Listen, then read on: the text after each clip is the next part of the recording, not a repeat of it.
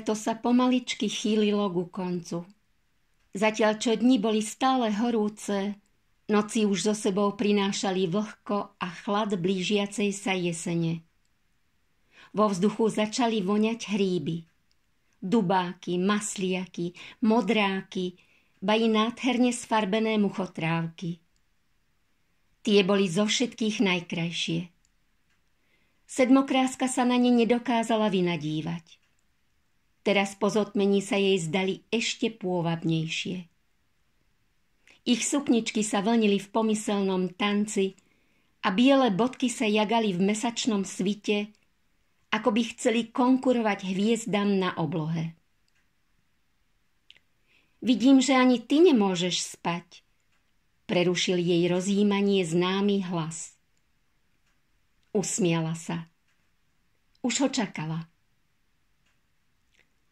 Pozorujem muchotrávky, priznala. Pozri, však sú krásne. Stehlík mlčky prikývol. Povedz, ako môže byť niečo také krásne, také jedovaté?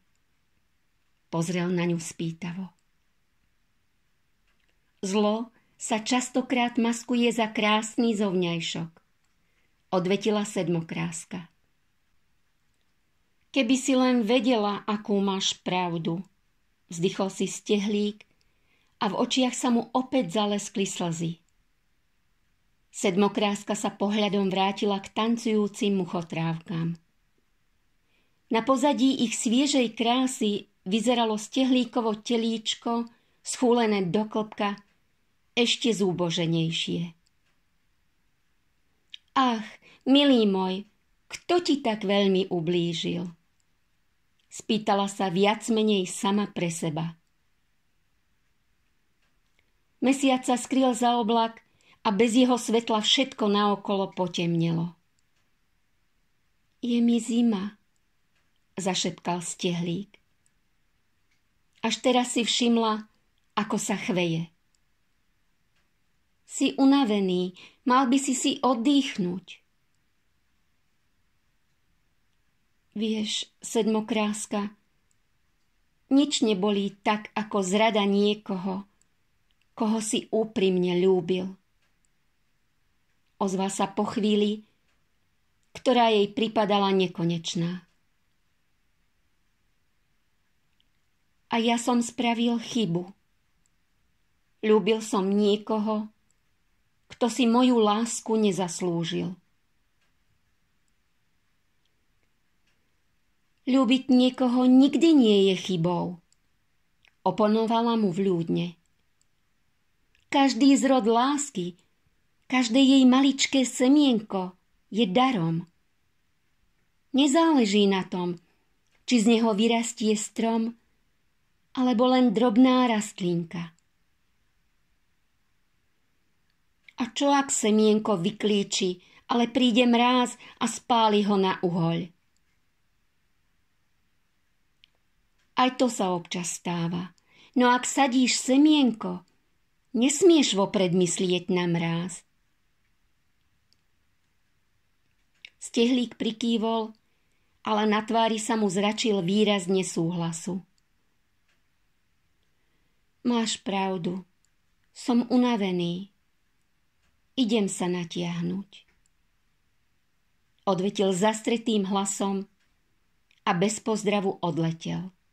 V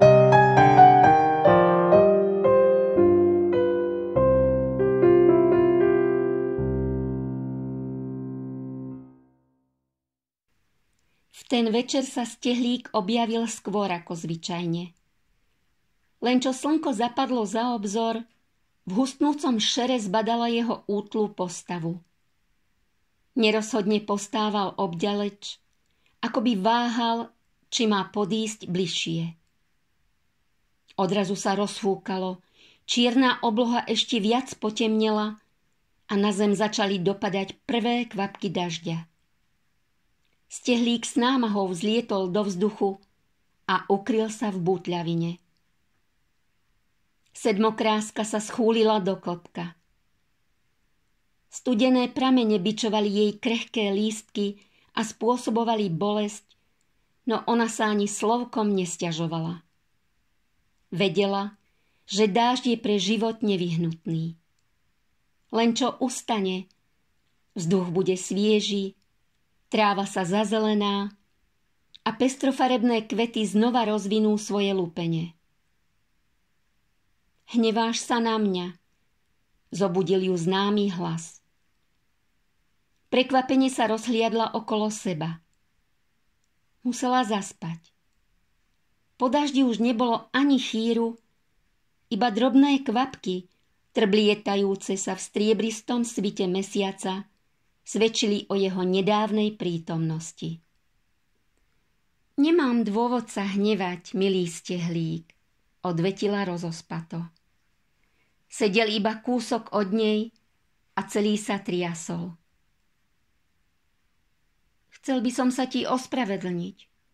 Včera som sa nezachoval pekne. Odišiel som bez pozdravu. Nezvyknem sa takto správať. V doznievajúcich porivoch vetra ho takmer nepočula. V poslednom čase sa nespoznávam, ako by som to ani nebol ja. Nedokážem spať, nedokážem bdieť, nedokážem sa usmievať, ba ani spievať. Kdesi v diaľke zahvízdal žltochvost. Neklamný znak toho, že noc sa chýli ku koncu. Budem už musieť ísť, vyhrkol stehlík a so strachom v očiach sa zadíval na blednúce zore. Nechoď, pozrela naňho sedmokráska prosebne. Dnes ráno nechcela byť sama. Mrzí ma to, no nemôžem sa s ním stretnúť. Stretnúť? Ale s kým? So slnkom. O chvíľu sa vyhupne na oblohu. Prečo sa nemôže stretnúť so slnkom? Spýtala sa nechápavo. Ublížilo mi. Nechcem ho viac vidieť. To slnko je dôvodom tvojho trápenia? Áno, odvetil stehlík a hlas sa mu ešte viac roztriasol. Mal som ho úprimne rád. Tak veľmi rád. Každé ráno som spieval len preň. Každý večer som ho svojím spevom vyprevádzal za obzor. Zveroval som sa mu so všetkými radosťami i trápeniami a trpezlivo načúval tým jeho. Myslel som, že sme ozajstní priatelia. Až kým jedného dňa hlas sa mu zlomil. Nedokázal pokračovať. Krídelkom si utrel zmáčanú tvár. Bolo horúco a mne bolo ťažko na duši. Potreboval som sa niekomu vyrozprávať. Slnko žiarilo vysoko na oblohe. Letel som k nemu stále bližšie a bližšie.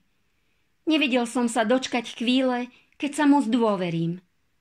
Môjmu drahému priateľovi. Odrazu som zacítil obrovskú bolesť. Obzrel som sa dozadu a moje krídelká boli spálené. Namiesto pierok sa na nich vynímali krvavé rany. A vieš, kto mi ich spôsobil? Zhlboka sa nadýchol. Ten, komu som dôveroval najviac zo všetkých. Slnko, nie že by ma vypočulo, pomohlo mi v trápení. Ono spálilo moje krídla. Padal som niekoľko desiatok metrov strmhlav dole. Nechýbalo veľa a bol by som zomrel. Och, to je mi ľúto, povzdychla si sedmokráska. Pomaly začínala rozumieť. Dával som mu všetku lásku. Letel by som na koniec sveta a späť, ak by ma o to požiadalo. Spravil by som čokoľvek, len aby bolo šťastné. Zdá sa však, že ani to nestačilo, aby ma malo rovnako rado. Tak veľmi to bolí. Nie krídelká, Tie sa mi už dávno zahojili. Bolí ma jeho zrada. Prečo mi takto ublížilo? Tu bolesť si spôsobuješ sám, milý Stehlík, skočila mu do reči Sedmokráska. Sám? Pozrel na ňu prekvapene. Áno, prikývla. Hľadáš odpoveď na otázku, prečo ti slnko ublížilo, namiesto toho, aby si sa pozrel na to, čo sa skutočne stalo. A čo sa podľa teba stalo? Vravíš, že si dával lásku. V skutočnosti si sa s ňou pokúšal obchodovať. Očakával si, že všetko, čo dáš, sa ti aj vráti. No v takom prípade nemôžeš vravieť o dare. Ak dáš niekomu dar, musíš rátať s tým, že to možno nedopadne podľa tvojich predstáv. Že ho neocení, zahodí alebo zničí. Dával si lásku, oddanosť, priateľstvo a na oplátku si očakával to isté. To nie je láska, ale tvoje očakávania spôsobili bolesť, ktorú teraz cítiš. Východné zore večmi zružoveli a melancholické pískanie žltochvosta utíchlo. Stehlík sa zadíval do diaľky. Už naozaj musím ísť. Prehodil a vzniesol sa k blednúcej oblohe.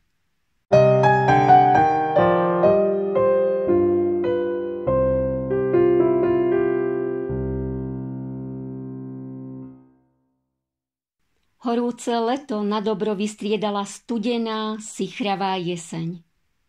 Lístie, hrajúce farbami, pomaličky padalo k zemi, s každým porivom vetra viac a viac. Chlad sa zakrádal krajinou a uprostred noci prenikal až do morku kosti. O chvíľu začne mrznúť a... Sedmokráska potriasla hlavou. Dobre vedela, čo príde, no teraz na to nechcela myslieť. Chcela sa ešte aspoň chvíľku tešiť zo života. Pozorovať východ slnka, načúvať cvrlikaniu cvrčkov a melodickému spevu vtákov. Povzdychla si. Nič si neželala viac, než znova počuť jeho pieseň. Tak dlho ho nevidela. Darmo celé dni pozorovala oblohu. Darmo sa po nociach budila s očakávaním, že začuje známy hlas. Zatvorila oči a biele okvetné lístky si pritiahla bližšie k telu. Kto vie, koľko nocí sa jej ešte podarí prečkať. Driemalo sa jej, keď odrazu ucítila niečí dotyk. Poraď mi, čo mám robiť. Ako mám ďalej žiť? Ako mám výjsť na denné svetlo a pozrieť sa na oblohu? Vidieť, ako sa usmieva na celý svet, keď viem, ako veľmi ma ranilo. Sedmokráska si pošúchala unavené oči. Čas na odpovede na všetky tvoje otázky jedného dňa príde, odvetila, keď sa spamätala z prvotného prekvapenia. Najprv sa však musíš uzdraviť. Ak hľadáš odpovede vo chvíli, keď si zranený, zbytočne strácaš silu. Odmlčala sa. Povedz mi, čo si spravil, keď si mal poranené krídelká? Ukryl som sa v bútľavine a snažil sa zastaviť krvácanie, odpovedal Stehlík. Presne tak, prikývla Sedmokráska. Snažil si sa zastaviť krvácanie. Nerýpal si sa v rane, nesnažil si sa ju zväčšiť, kontrolovať, obzerať si ju. Vedel si, že musíš zastaviť krvácanie, aby si mohol ďalej žiť. To bolo jediné, na čo si sa sústredil. Nie je to tak? Je. A čo si spravil s bolesťou tvojej duše? Tiež som sa ju snažil zastaviť. Hneď ako som mohol lietať, letel som k slnku. Chcel som zistiť, čo sa vlastne stalo, pochopiť jeho správanie. Prosil som ho, no ono len mlčalo, ako by sa mi vysmievalo do tváre. A čo nasledovalo potom? Takto to šlo niekoľko týždňov. Chodil som za ním, prosil, čakal. Na vysvetlenie, na jediné slovko ľútosti. Darmo. Až som pochopil, že sa ho nikdy nedočkám. Utiahol som sa sám do seba. Nedokázal som výjsť von, jesť, piť, ba ani spať. Neustále som sa pýtal, čo som spravil zle. Prečo sa to stalo? Čo mám spraviť, aby sa to neopakovalo? Nesnažil si sa bolesť zastaviť, zaprotestovala sedmokráska. Naopak, rýpal si sa v rane namiesto toho, aby si sa ju pokúsil uzdraviť. Ale ja som sa ju naozaj snažil uzdraviť, trval Stehlík na svojom. Stačilo by jedno slovíčko. Prepáč. To jediné som túžil počuť. Nemôžeš čakať uzdravenie rán od niekoho, kto ti ich spôsobil. To dokážeš len ty sám. Ale ako? Skús si predstaviť, ako si liečil boľavé krídelká. Nečakal si, že ti ich vylieči ten, kto ťa zranil. Doprial si dostatok času, oddychu i súcitu so sebou samým. Nevinil si sa z ničoho, čo sa stalo. Nepremýšľal si nad tým, prečo sa rany hoja tak dlho. Nehneval si sa sám na seba, že ten proces nedokážeš urýchliť. Rovnaké to je aj pri boľavej duši. Musíš si dopriať súcit a lásku. Pamätaj, najväčšia láska je tá, ktorú nájdeš vo svojom vnútri. Musíš sa naučiť milovať sám seba, aby si znovu dokázal milovať iných. Nesmieš sa viniť z toho, čo sa stalo, a už vôbec sa nepýtať prečo. Na to budeš mať dostatok času neskôr. Teraz sa sústreď na jediné, aby si sa čo najskôr uzdravil. Stehlík sa odmlčal. Mesiac sa skryl za oblak, takže mu nevidela do tváre. Mal by si začať tým, že sa konečne poriadne vyspíš. Usmiala sa naňho láskavo.